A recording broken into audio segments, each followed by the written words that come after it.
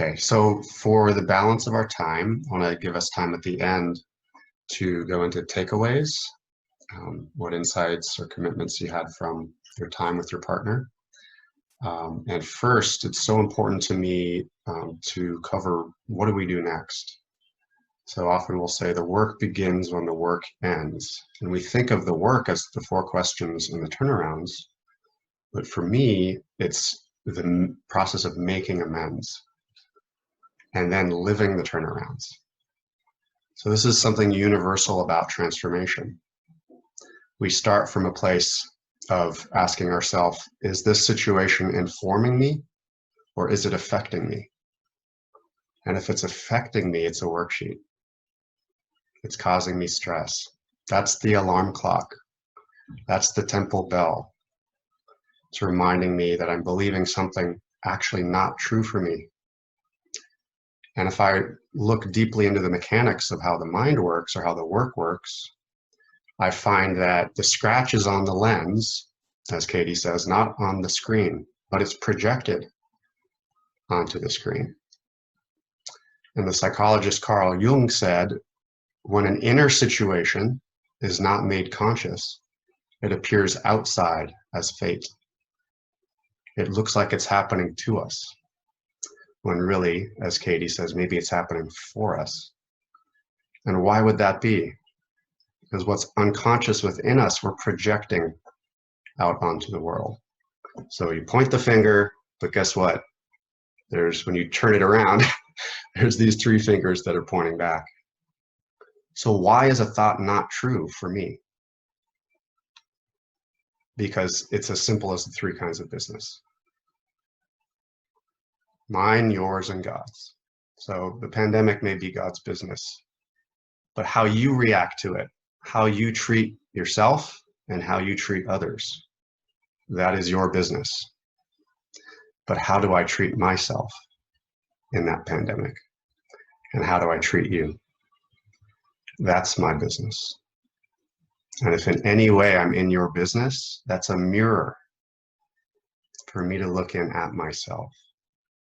There's something not aligned in me. I'm judging you for what I am guilty of. That is my suffering. That is my stress.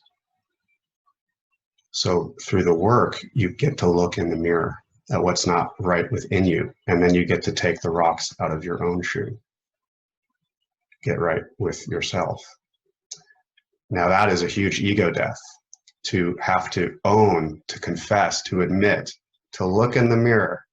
Oh my gosh, I have been doing to you or to myself what I thought you were doing to me. It's the end of the world as we know it. Ego death. I'm not the victim of you anymore. Who am I? And that's also the thing. People take the work and they use it to blame themselves. So it's all on me. But when something's out of balance in you, the turnarounds are to self and other. So if I'm upset with you, it's going to hold a mirror up to where I'm doing that to myself. That blame I perceive coming from you is a mirror for where I blame myself. Some of us are shaped that way, aren't we?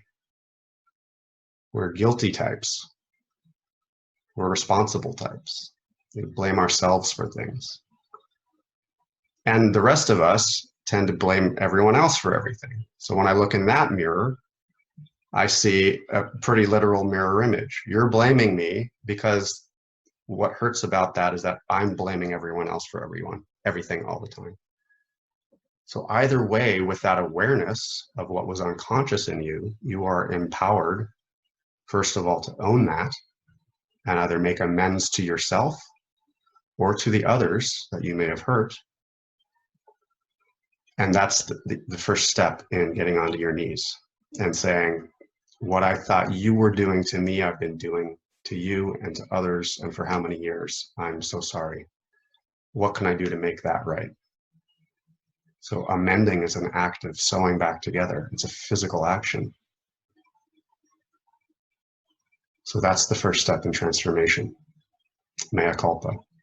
I'm sorry. And then what can you do to make it right? Good question. So if you owe amends to yourself, ask yourself, how can you make it right with yourself? Make a list, get specific. And of course, how can you make it right? That is the living turnaround. How you wanted them to treat you, what you wanted them to do to you, what you think they should do for you, what you need them to do in order for you to be okay. Get really specific about that. It's already, if you wrote a Judge Your Neighbor worksheet, it's already there. Katie calls it the prescription for happiness. You write out the prescription for someone else, and then surprise, it gets turned around and it was really the prescription for you to take. And why does that leave you feeling fulfilled?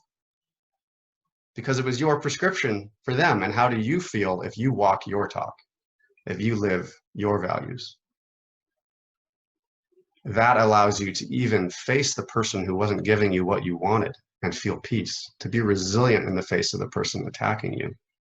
Because if you live that prescription, you're right with yourself. That's what Gandhi called truth force. You can be in the midst of the chaos and still be a force of coherence and not suffer because you're right with yourself. So you write the prescription for them and then you take it. And that's also how to make amends, is to become what you wanted them to be. That's also what we call leadership. It's like, you should be calm. I'm not very calm right now, but you should be. You know, that's not leadership. That's the blind leading the blind.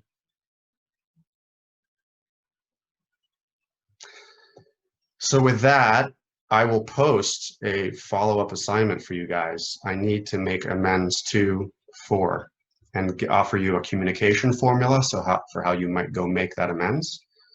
And if it's to yourself, then to look in the mirror and speak it to yourself and then ask what you can do to make it right and then take notes. And if it's to the other person, to make that amends and to sit and really take in their answer. And then the living turnaround, I'll post a little exercise for you to do. And I invite you all to post it so that we're still in community between now and next week. And that I'm going to be offering this for you guys to, join into your community of practice as much as you would like. So I'd love that you return weekly. And with that, let's move to takeaways. So I'd love to hear